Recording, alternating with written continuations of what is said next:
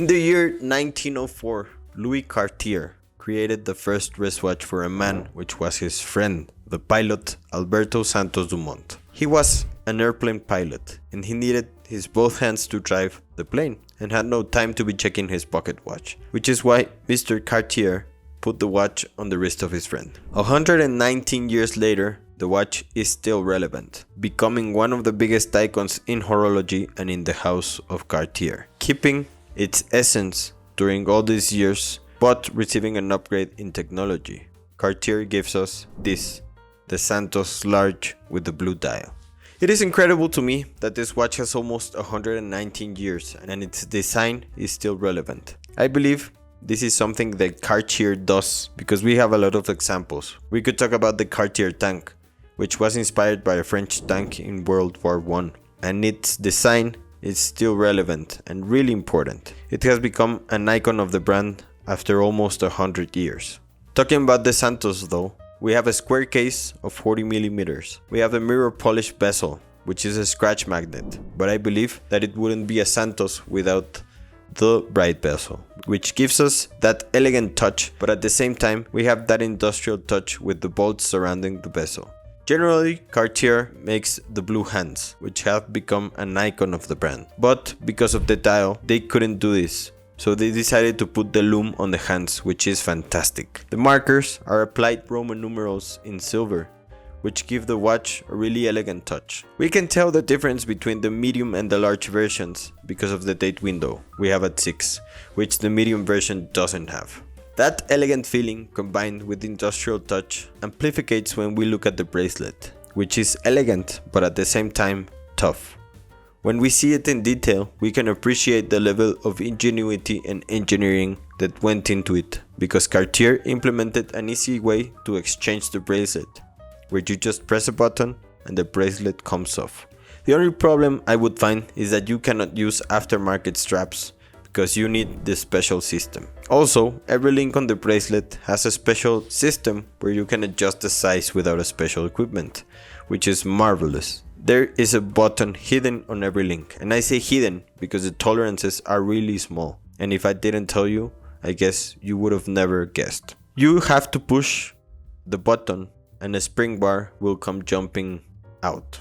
It is good that Cartier decided to make it so that the spring bar doesn't come out all the way, because they know us and they know that we will lose it. This system makes it super easy to adjust the bracelet. The only thing that I wish is that there were half links on this watch, because I have a problem that I add one link and it is too loose. I remove that link and it becomes too tight. I think half links could remove that issue. The movement of this watch is a caliber Cartier 1846 MS, which is an automatic movement that some say comes from the JLC house, which is not confirmed. It is running to a standard of -3 seconds a day, which is actually pretty good for an automatic caliber, which is expected from Cartier.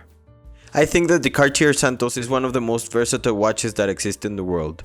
It is elegant, sporty, casual.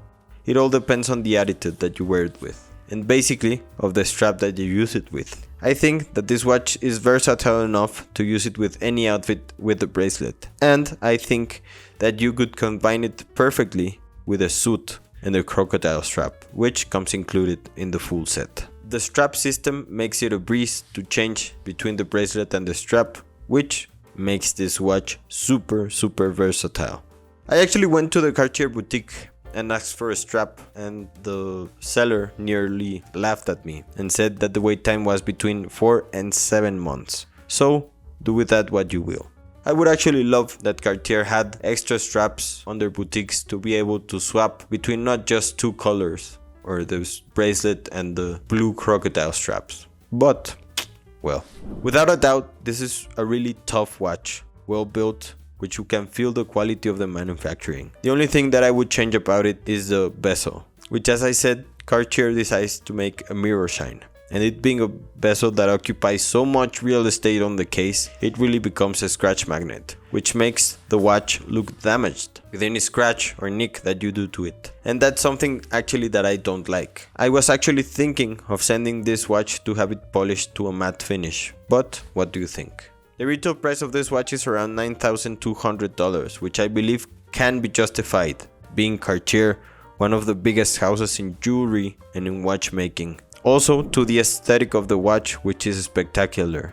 Then you add the story of this model and also the story of the Cartier house, which was in fact the first watch in the wrist of a pilot, the first watch in the wrist of a man actually, in the whole history of the world. I love the technological innovation when we talk about the bracelet, which makes this watch spectacular. And I think the client experience, or actually the user experience, is different and better.